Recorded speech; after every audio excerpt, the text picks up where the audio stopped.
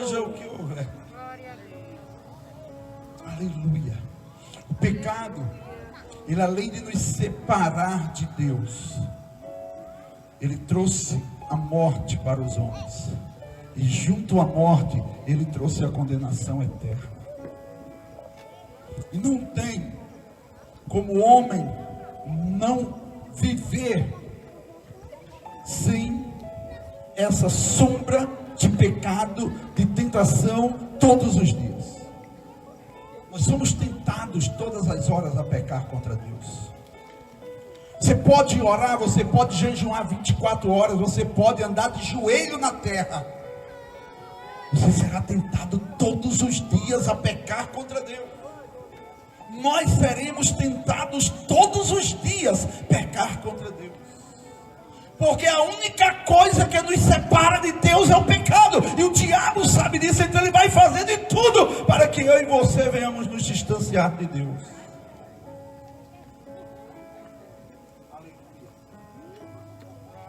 O homem ele peca, é simples, isso é a escola bíblica dominical para novo convertido, né? O homem peca por 3 maneiras: pensamento, palavras e obras. O homem ele é tentado pelo mundo, pela carne e pelo diabo. São 3 fontes de tentações e são 3 maneiras de se pecar. Somos tentados pela concupiscência do mundo aí. Somos tentados pela concupiscência do próprio eu, da sua própria carne. E somos tentados pelo diabo. Pecamos por pensamento, pecamos por palavras e pecamos por obra. Quando pecamos por pensamento é entre nós e Deus. Quando pecamos com palavra, pode ser que atingimos alguém que está do nosso lado, ou alguém que está um pouco mais distante. E quando agimos, o pecado ele passa a ser prática e ação em nossa vida. E o pecado ele faz uma separação entre nós e Deus. E a Bíblia diz que todos pecaram e destituídos estávamos ou estão da glória de Deus.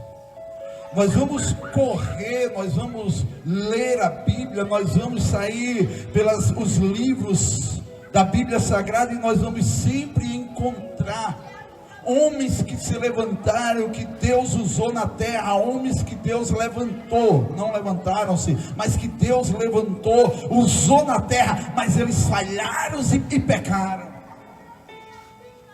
Eles não resistiram às tentações e cederam às tentações. E caíram, e pecaram, e precisaram de uma reconciliação com Deus, ao ponto de Sansão fazer uma oração a Deus, minutos antes da morte, dizendo: somente mais esta vez me reveste com o teu poder. Me dá a força que eu tinha antes, para que morra eu e os filisteus comigo.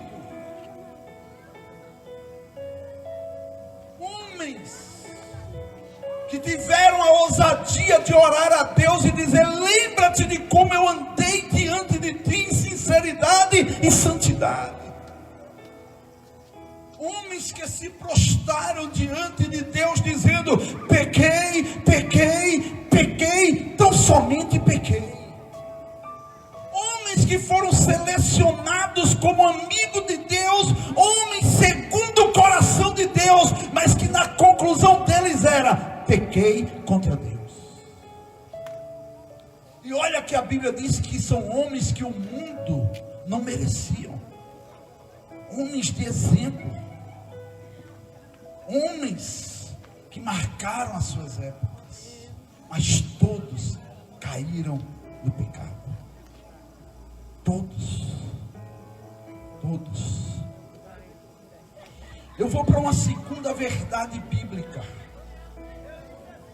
Só há um homem em toda a história que nunca pecou.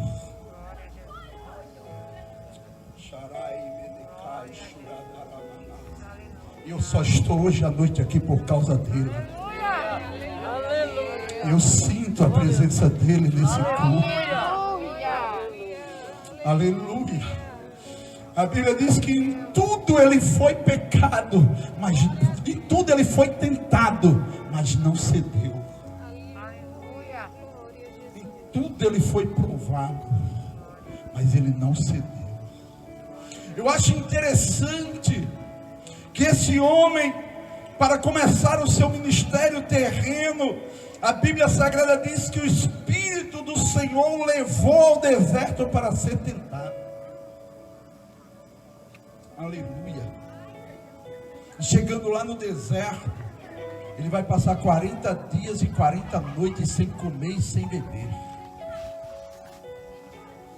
sem se alimentar de pão e sem tomar água. 40 dias de jejum total. A Bíblia encerra essa parte do jejum dizendo: e ele teve fome. Isso me revela, pastor Bruno, que este homem chamado Jesus, ele tinha as características da natureza humana. Esse homem chamado Jesus, como homem, ele chegou para uma mulher no poço de Jacó e disse: me dá de beber porque eu estou com sede. Ele teve sede. Esse homem chamado Jesus, viajando em uma viagem de um lado de um mar até para a terra dos Gadarenos, Genezaré, a Bíblia diz que ele estava cansado e deitou na popa do barco para dormir por causa do cansaço.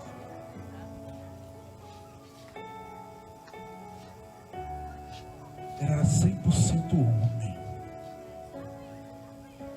E todas as vezes que ele foi tentado como homem. Porque a Bíblia diz para nós, que ninguém tenta Deus. O homem é tentado, Deus não. E o que eu glorifico a Deus é que quando a Bíblia diz que ele teve fome, o diabo se apresentou a ele. E as primeiras palavras do diabo para ele foi: se tu és o Filho de Deus.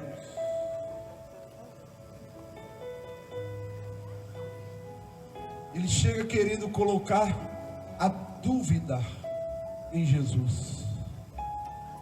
Ele tenta fazer com que Jesus tenha dúvida do que ele é,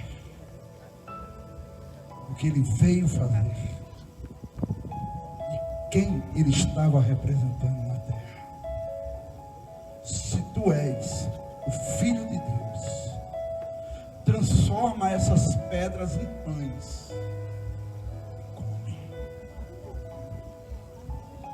Posso liberar essa palavra aqui, pastor, porque estou na autoridade do Espírito Santo. Aleluia. O diabo nunca vai tentar você naquilo que você não gosta. Ele sempre vai procurar aquilo que você mais gosta, aquilo que você mais tem afinidade, aquilo que você mais era apegado. É nisso que ele vai tentar o homem. A Bíblia diz: Jesus, fome, ele chega e diz: transforma essas pedras em pães e come. Não é fome que você está? Então transforma a pedra em pães, se você é o Filho de Deus. Ora, eu nunca gostei, vamos dizer, de forró. Como o moço ali, dizia o pastor Bruno aqui: neguinho do forró do arroz. Parece um título, mas era um jugo sobre ele. Era um jugo que o inimigo colocou. Como um título para elevar o nome do homem, mas o nome do homem desapareceu e chegou um apelido, e chegou um nome que a gente não pode dizer nem artístico, porque ele tenta-nos naquilo que a gente mais gosta. Eu nunca gostei de forró. Vai me tentar em forró para quê? Pode tocar no forró a noite todinha aí para mim, eu vou dormir a noite todinha do lado. Pô, cara, perde não comigo. Eu nunca gostei. Gostava um pouquinho de samba por ser carioca. E gostava daquele negócio lá de carnaval. Um pouquinho. Nunca aprendi a dançar, foi nada. Eu nasci para ser crente. Eu lutei 20 anos, mas eu nasci para ser crente. Aleluia. Deus me fez para mim ser um crente. Eu não sabia, eu não aprendi a dançar nada, eu não aprendi a cantar nada. Quando eu canto, os anjos lá no céu dizem amém, mas não é glorificando, não, é dizendo: pare, pelo amor de Deus. Deixa os cantores cantar. Eu nasci para ser crente. Aleluia. Então ele não vai me tentar nisso. Ele vai me tentar naquilo que eu gostava, naquilo que eu mais sou apegado. É nisso que ele vai me tentar, ou naquilo aquilo que eu estou precisando naquela hora. E quando ele diz isso para Jesus, Jesus olha para ele e diz assim: olha, está escrito, nem só de pão viverá o homem, mas de toda a palavra que sai da boca de Deus. Oh, glória! Aleluia! A palavra de Deus alimenta o nosso espírito. Ela é como um bálsamo na nossa alma. Ela é como um refrigério em meio à temperatura das tentações. Ela refrigera a nossa alma. Aleluia. Sabe por quê, irmãos? Sabe por que o escritor bíblico disse assim, Thales? Escreve-a nas tábuas do teu coração. Escreve nas tábuas do teu coração. Sabe por que a Bíblia diz: não te aparta dela nem para a direita nem para a esquerda? Porque é a palavra que nos vai dar o sustento de continuarmos caminhando aqui nessa terra. Aleluia. Sendo tentados sim, sendo provados sim, mas permanecendo de pé, dizendo: o meu alvo não é aqui, o meu alvo é lá.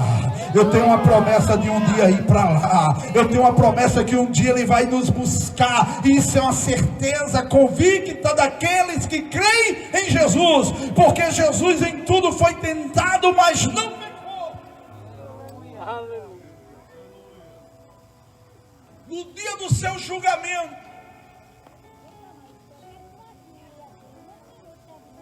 Pilatos olhou para ele, conversou, interrogou, saiu de perto, chegou para aqueles que estavam lá fora, aquela turma, aquela multidão toda, e disse: olha, eu não vejo nada nesse homem para o condenar. Esse homem não cometeu mal algum para o condenar. E mesmo assim ele foi condenado. Quando ele está crucificado lá na cruz, de 3 horas que ele passou ali, crucificado vivo, e depois mais 3 horas morto, a Bíblia diz que um ladrão olha para ele e diz: este nem o mal fez para estar aqui conosco. Quando ele expira na cruz, dizendo: Pai, nas tuas mãos eu entrego o meu espírito, um centurião está lá no meio do povo e diz: verdadeiramente este homem é filho de Deus. Porque ele nunca pecou. Se todos os homens pecaram, apareceu um homem que venceu o pecado. Por vencer o pecado, eu trago a terceira verdade universal. Só Ele tem o poder de te perdoar hoje à noite aqui. Só Ele tem o poder de olhar para você e dizer: perdoados estão os teus pecados. Só Ele tem o poder de pegar toda a tua história, apagar todo o teu passado e dizer: a partir de hoje eu te dou uma nova vida. Aleluia! Aleluia! Aleluia! Glória a Jesus. Aleluia! A Bíblia Sagrada diz, e eu conto esses 2 testemunhos bíblicos bem rápido aqui. Estou olhando aqui, pastorando aqui a hora para não passar da hora. Bem rápido. Trazem um paralítico para Jesus, 4 amigos. Souberam que Jesus estava em uma casa em Cafarnaum. E tinha um amigo paralítico deitado em uma cama. E os 4 disseram: vamos levar para Jesus, porque a gente soube que Jesus cura. Vamos levar para ele. E trouxeram aquele moço. E quando chegaram a casa, estava cheia de uma maneira que eles não tinham como entrar com aquele paralítico. Um deles teve uma ideia e disse: vamos colocar pelo telhado, vai ser o único jeito. O que eles fizeram lá, eu não sei. A lógica, no mínimo, vai dizer que eles conseguiram amarrar ele bem direitinho na cama. Tiveram maior dificuldade de fazer aquele buraco lá no telhado. E desceram aquele moço na presença de Jesus. O que eu glorifico a Deus é que quando Jesus olhou aquele paralítico deitado em uma cama, Jesus não liberou uma palavra de cura física para ele. Aleluia. Glória o que muita gente procura hoje. Muita gente procura Jesus por causa da cura física.